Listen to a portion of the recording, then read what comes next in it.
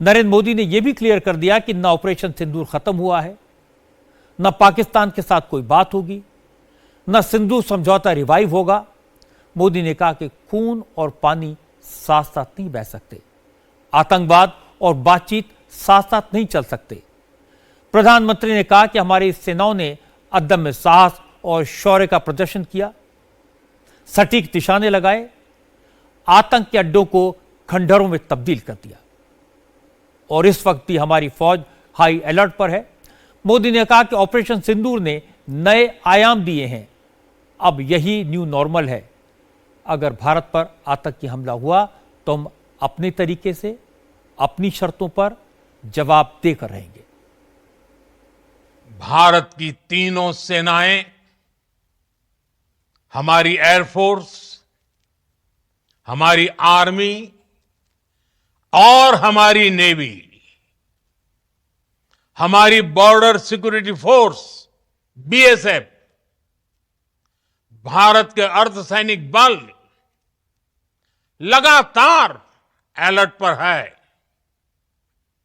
Surgical strike और air strike के बाद अब ऑपरेशन सिंदूर आतंक के खिलाफ भारत की नीति है।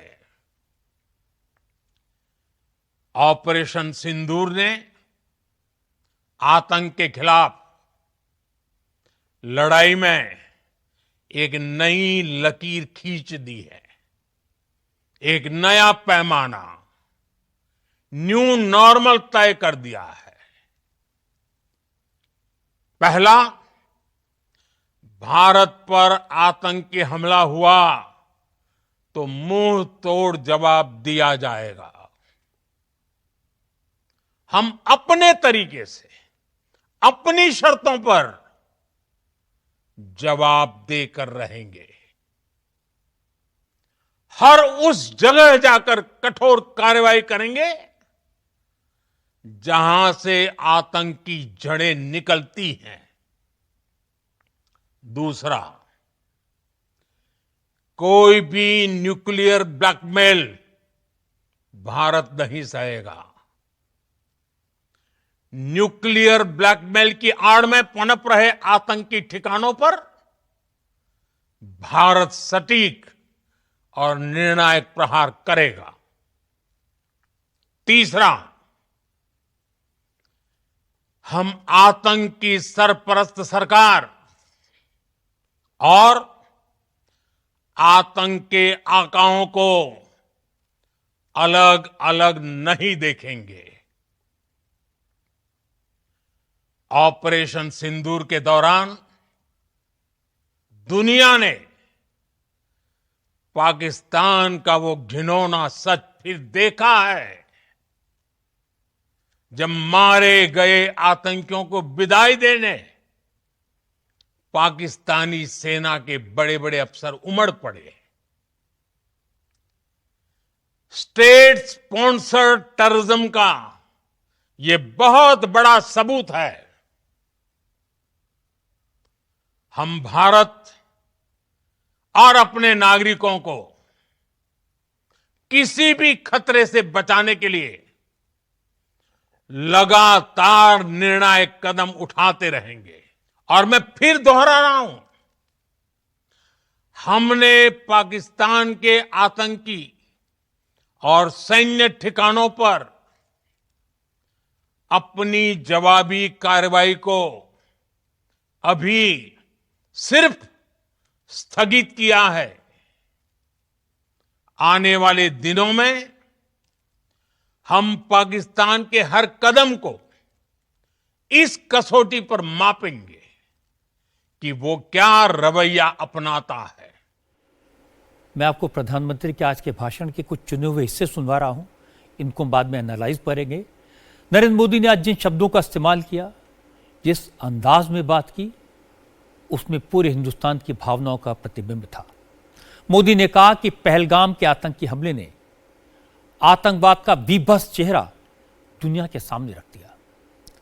आतंकवादियों ने बेटियों के सामने उनके पति को मारा, जिस तरह बच्चों के सामने उनके पिता को मारा, इस दरिंदगी पर पूरे देश का खून खौल रहा था। हर हिंदुस्तानी के मन में यही था कि आतंकवादियों और उनके अड्डों को मिट्टी में मिला दिया जाए। ऑपरेशन सिंदूर इसी प्रतिज्ञा का नतीजा है। उन्होंने आतंकवादियों के सफाई के लिए सेना को खुली छूट दे दी और हमारे वीर जवानों ने हमारी बहन बेटों का सिंदूर उजाड़ने वाले हैवानों को कब्र में पहुंचा दिया, उनके अड्डों को बर्बाद कर दिया और दुनिया को दिखा दिया कि आतंकवाद के खिलाफ भारत की जंग में भारत अब पीछे मुड़कर नहीं देखेगा। 22 अप्रैल को पहलगाम में आतंकवादियों ने जो बर्बरता दिखाई थी, उसने देश और दुनिया को झकझोर दिया था। मेरे लिए व्यक्तिगत रूप से ये पीड़ा बहुत बड़ी थी। हमने आतंकवादियों को मिट्टी में मिलाने के लिए भारत की सेनाओं को पूरी छूट दे दी और आज हर आतंकी, आतंक का हर संगठन जान चुका है कि हमारी बहनों बेटियों के माथे से सिंदूर हटाने का अंजाम क्या होता है। साथियों, ऑपरेशन सिंदूर ये सिर्फ नाम नहीं है, ये देश के कोटि कोटि लोगों की भावनाओं का प्रतिबिंब है।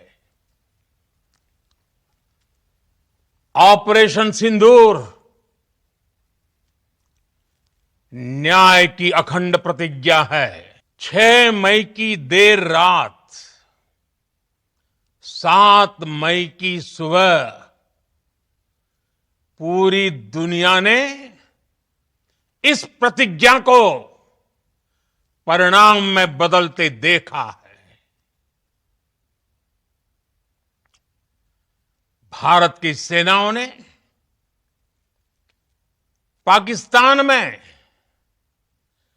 आतंक के ठिकानों पर,